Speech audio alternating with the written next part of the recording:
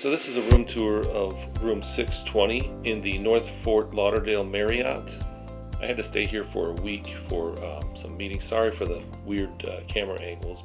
It's a nice, spacious room. I was living out of my suitcase for the week. There's a quick shot of the bathroom. I'll show you that in a second. But it's got two queen-size beds. They're nearly king. That one apparently shrank or ran through the wash, I guess. But I slept on the one on the right all week, and it was very, very comfortable.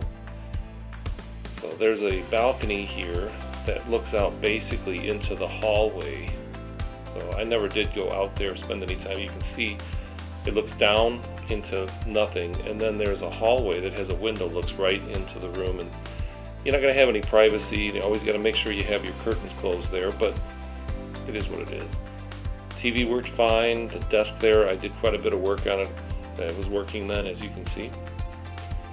And then it's kind of your standard bathroom arrangement. Had a closet with no safe that I could see. The iron and the ironing board worked fine. I never used the hair dryer. And then the bathroom was just fine. It was just, I wish they had a place to hang. They have a little towel hanger there, but I wish they had a place to hang towels closer to you, because if you forget to grab your towel before you get in there, well, you're out of luck. But that's it. It was a very nice hotel. Yeah, don't look at the guy in the mirror. And I enjoyed it for a week. So that's it. I hope you enjoyed it.